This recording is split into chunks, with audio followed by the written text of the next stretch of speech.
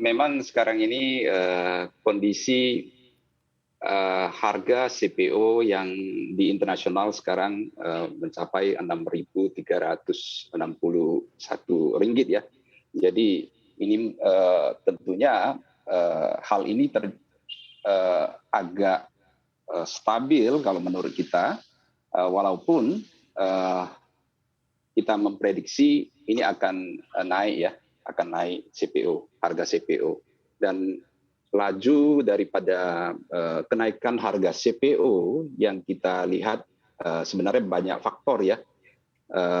Faktor utama adalah pelarangan ekspor di Indonesia tentunya ya ditentukan oleh pemerintah, dan kita harapkan sebenarnya larangan ekspor ini tentunya tidak berkepanjangan ya.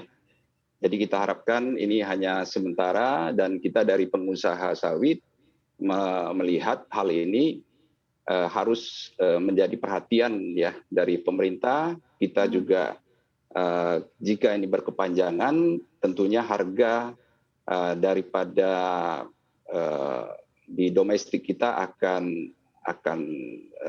terpengaruh sekali ya. Jadi baik domestik, baik internasional akan sangat terpengaruh dengan larangan ekspor ini. Ini kalau Ya, dilihat Bu dari Maria. sisi lonjakan harga sendiri, Pak Husli, apakah memang ini murni karena adanya larangan ekspor Indonesia, begitu ya? Karena kalau dilihat dari Malaysian Palm Oil Board ini melaporkan bahwa persediaan CPO berada di level tertingginya dalam 5 bulan, yakni 1,64 juta ton. Nah, ini sementara harganya juga naiknya cukup signifikan ya. Apakah lonjakan ini memang karena murni adanya pelarangan ekspor dari Indonesia, Pak Husli? Kalau faktor utama dan faktor yang paling mendominasi ya kenaikan harga itu adalah memang larangan ekspor yang dilaksanakan oleh pemerintah sekarang ini. Jadi karena seperti yang kita ketahui, produksi kita secara nasional 49 juta ton dan Malaysia hanya 18 juta ton.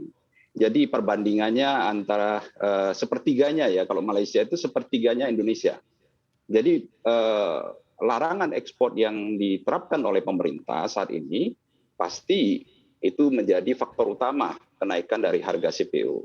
Kalau mengenai stok yang ada di Malaysia dalam 5 bulan ini, bulan April kemarin yang tertinggi, itu karena juga ekspor yang dilakukan oleh Malaysia juga tidak terlalu besar ya, 1,3 juta ton. Yang biasanya 1,5 juta ton sampai 1,6 juta ton. Jadi saya kira akhir bulan April ini kan baru diterapkan ya larangan ekspor.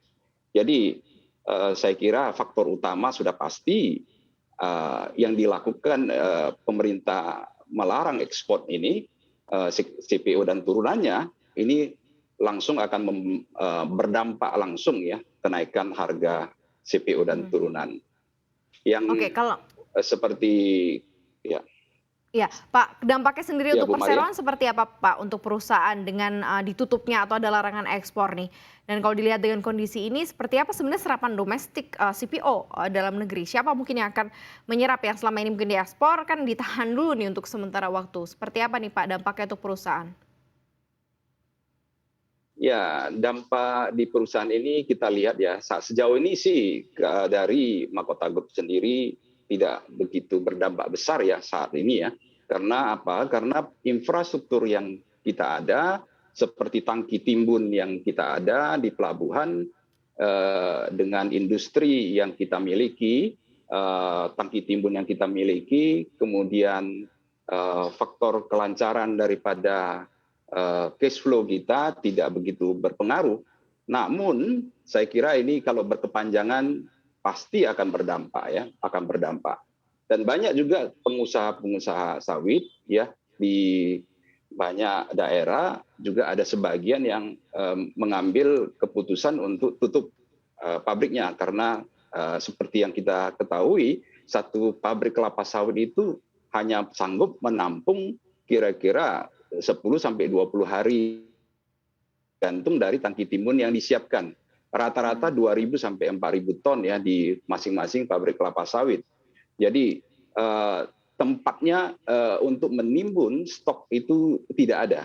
Jadi kalau ini di stop dengan jangka panjang tentunya akan berdampak domino ya sampai dengan penutupan pabrik kelapa sawit. Saya kira ini pasti disadari oleh pemerintah karena dari 49 juta ton yang kita produksi per tahunnya, ke domestik hanya mencapai 36% saja. Itu Oh, oke, dijumlah oke, antara oke. Iya. konsumsi dengan biodiesel. Konsumsi saja hanya sekitar 10-11% saja. Jadi Mhm. keperluan untuk minyak goreng itu hanya 11%. Jadi kalau Mmm, mhm, dibandingkan mhm. dengan keperluan domestik itu sebenarnya tidak begitu berarti ya dengan produksi Mmm. kapasitas kita. Jadi kapasitas kita yang tadinya masih 66% itu mau dikemanakan kan? Ini pasti Mhm, akan mhm, diekspor. mhm, mhm.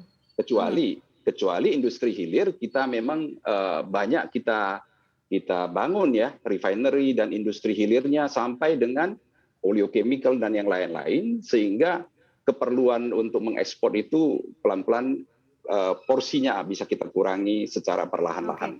Jadi itu memang yang harus kita lakukan ya.